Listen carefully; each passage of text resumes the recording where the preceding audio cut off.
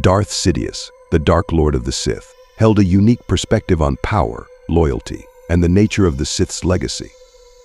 His relationship with Darth Vader, formerly Anakin Skywalker, reveals a complex dynamic rooted in manipulation, disappointment, and a fundamental misunderstanding of Vader's potential after the catastrophic duel on Mustafar. This moment, which left Vader grievously wounded and dependent on life support, was not only the turning point for the Galactic Empire, but also the moment when Sidious's long-term vision shifted. The brutal truth is that Sidious never truly saw Vader as his successor, even less so after the events on Mustafar, for reasons deeply intertwined with Sith philosophy, Vader's physical limitations, and Sidious's insatiable hunger for ultimate control. From the outset, Sidious saw potential in Anakin Skywalker that went beyond any ordinary apprentice. Anakin's unparalleled connection to the Force, his raw power, and his turbulent emotions made him a perfect candidate for the Sith. Sidious had meticulously cultivated this relationship for years, planting seeds of doubt in the young Jedi's mind and subtly guiding him toward the dark side. However, this grooming wasn't out of any altruistic desire to pass the Sith mantle, but rather to mold an enforcer, a tool to solidify Sidious's reign. Anakin's power was intended to serve the Emperor's designs, not to eventually supplant him. Despite the rule of two, the Sith doctrine dictating that the apprentice must one day overthrow the master, Sidious had little intention of ever relinquishing his power. The events on Mustafar shattered Sidious's vision of an unstoppable enforcer. Anakin, who had been poised to become the most powerful Sith in history, was left broken and dependent. His potential as a Sith Lord was severely diminished. In the eyes of Sidious, Vader's disfigurement and dependence on his suit rendered him incomplete. The Sith philosophy places great emphasis on strength, both physical and metaphysical. Vader's inability to harness his full potential in the Force due to his injuries was a glaring weakness. For Sidious, who had spent decades orchestrating the rise of the Empire and the fall of the Jedi, this was an unforgivable flaw. It's crucial to recognize that Sidious viewed power not just as a means of control, but as a reflection of one's destiny. Anakin's defeat on Mustafar symbolized more than a loss in combat. It was, in Sidious's eyes, a failure to embrace his true purpose. Anakin had been the chosen one, destined to bring balance to the Force, a prophecy Sidious sought to subvert for his own ends. However, with his body broken and his power diminished, Vader could no longer fulfill that destiny. Sidious saw him as a shadow of his former self, a useful tool but not a worthy heir. Moreover, Sidious's treatment of Vader post-Mustafar is telling. While he saved his apprentice from certain death, it was not an act of compassion but a calculated move to ensure his continued dominance. By keeping Vader alive, Sidious maintained a powerful enforcer, albeit a diminished one, who could command fear and obedience throughout the galaxy. The cybernetic enhancements and the life support suit were not just practical solutions, they were symbolic of Sidious's control over Vader. Every breath Vader took was a reminder of his dependence on his master. This dynamic ensured that Vader would remain loyal, as Sidious believed he could never hope to overthrow him in his weakened state. Sidious also harbored a deep-seated paranoia about betrayal, a hallmark of Sith doctrine. The rule of two dictates that the apprentice must seek to overthrow the master when they have gained enough power. This rule perpetuates the Sith cycle of conflict and renewal. However, Sidious, unlike his predecessors, was determined to break this cycle. He sought to be the eternal ruler, the culmination of Sith ambition. This goal required a constant state of vigilance against potential threats, including his own apprentice. Sidious's search for power beyond mortality, such as his quest for immortality through Sith alchemy and cloning, was driven by his desire to outlive any potential successor. In this context, Vader was never truly seen as a successor. Sidious viewed him as a means to an end, a weapon to enforce his will and crush his enemies. The possibility of Vader rising against him, especially in his diminished state, was a risk Sidious was confident he could manage. However, Sidious's long-term strategy was to eventually replace Vader with a more suitable apprentice. This is evident in his later actions, particularly his interest in Luke Skywalker. Luke, the son of Anakin, represented the potential that Vader had lost. In Luke, Sidious saw the same raw power and connection to the Force that had once made Anakin so promising. Unlike Vader, Luke was unbroken, unscarred, and filled with untapped potential. Sidious's plan to turn Luke to the dark side and replace Vader highlights his belief that Vader was no longer fit to be his heir. Luke was to be the new enforcer, the new apprentice who would carry out Sidious's will. This shift in focus underscores the fact that Sidious never truly viewed Vader as a successor in the traditional Sith sense. The dynamic between Sidious and Vader also reflects the broader themes of control and manipulation that define the Sith.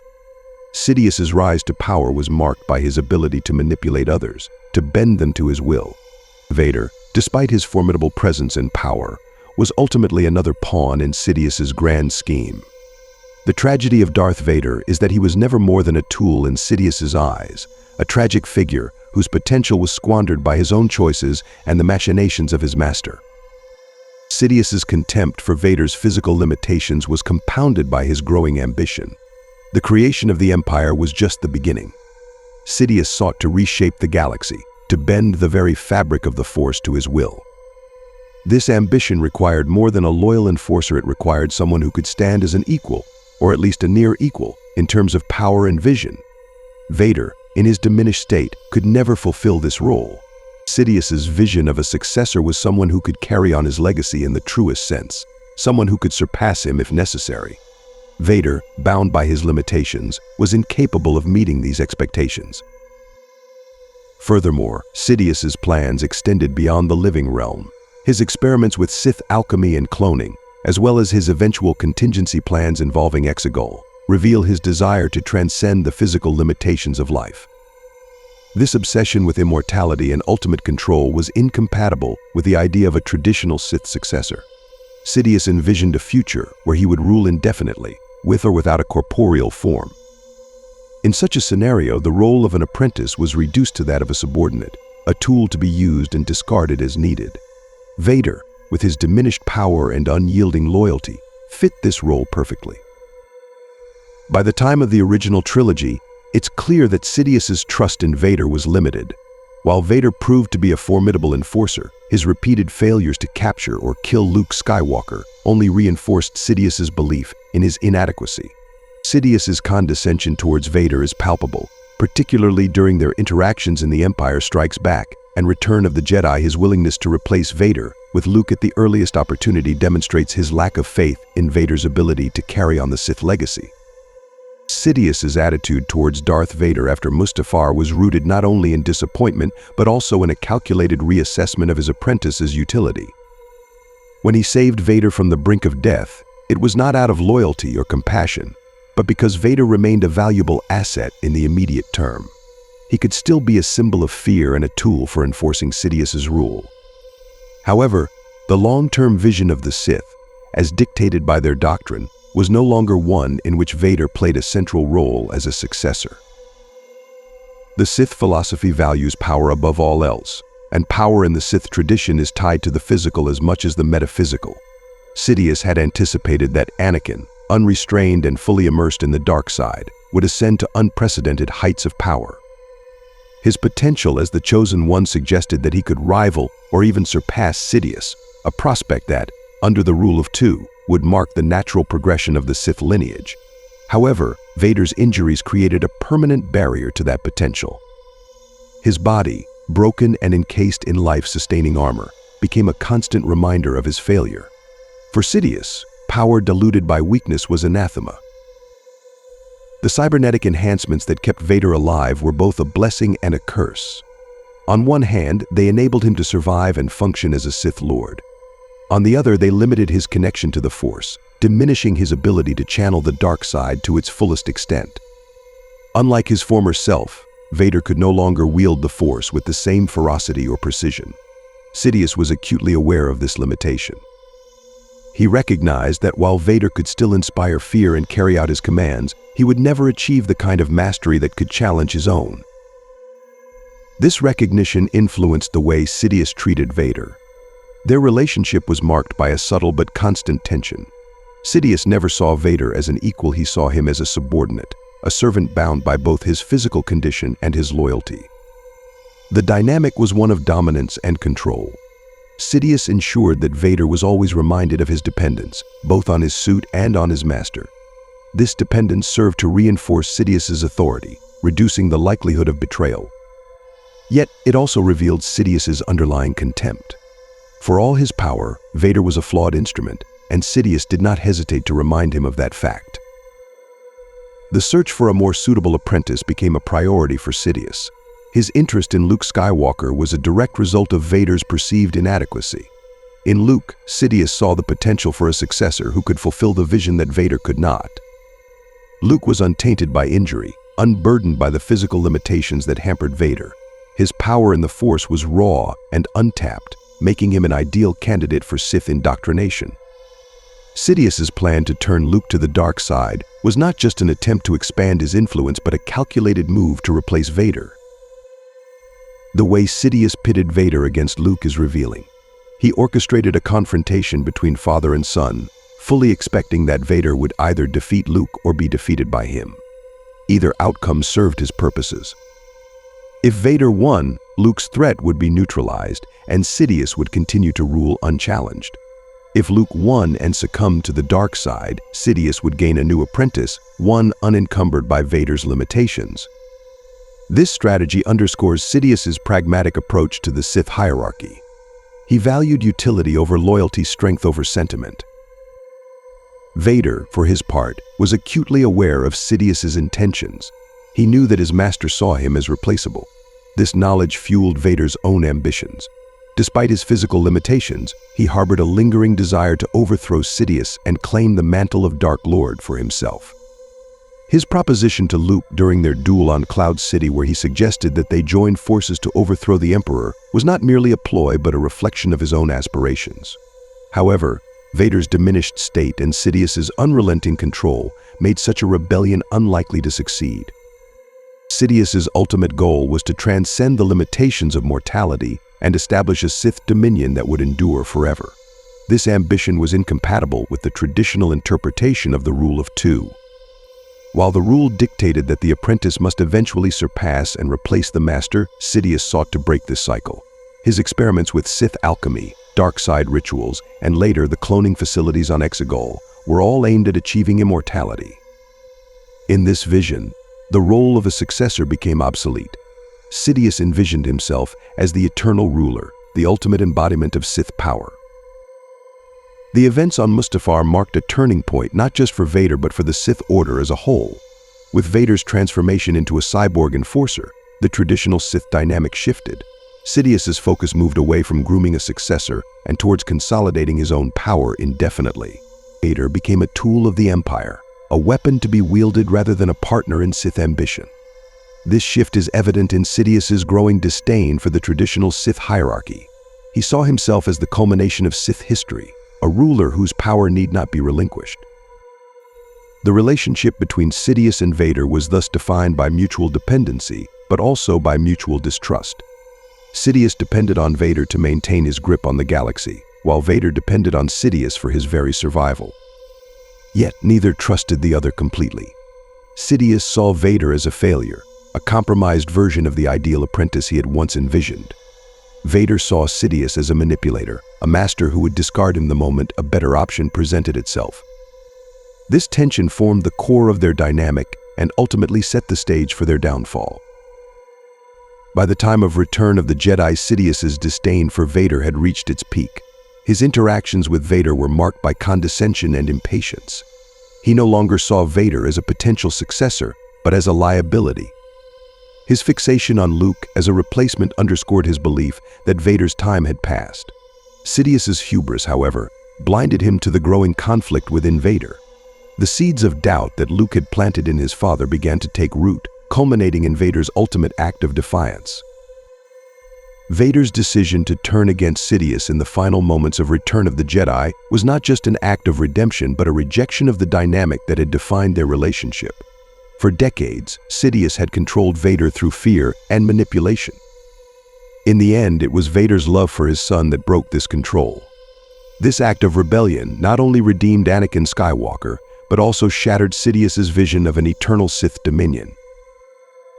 The fall of Sidious at the hands of Vader underscores the central flaw in the Emperor's vision: his inability to fully comprehend the human element of his apprentice.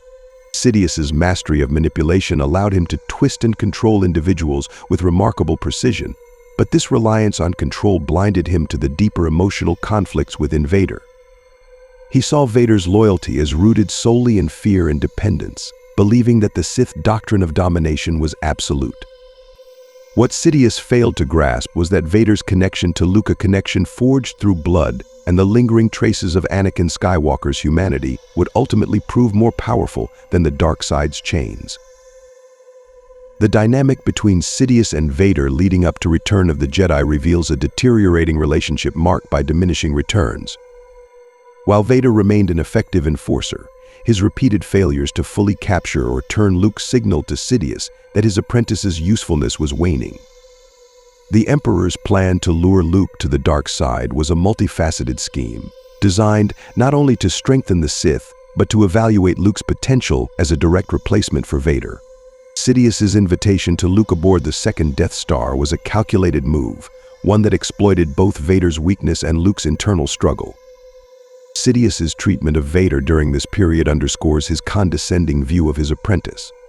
He often spoke to Vader in a tone laced with disdain, making it clear that he expected Vader to be little more than a stepping stone in Luke's fall to the dark side.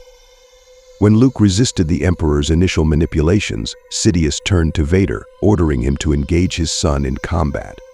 This command was not born out of confidence in Vader's abilities, but out of necessity.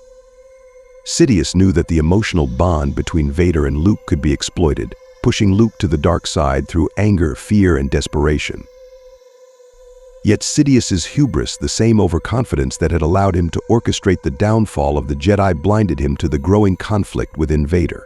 Sidious believed he had broken Anakin Skywalker completely, transforming him into a Sith devoid of attachment or compassion. However, Anakin's love for his son was a spark that Sidious could not extinguish. In his final confrontation with Luke, Vader was faced with a choice: remain a servant of the dark side or embrace the remnants of his former self.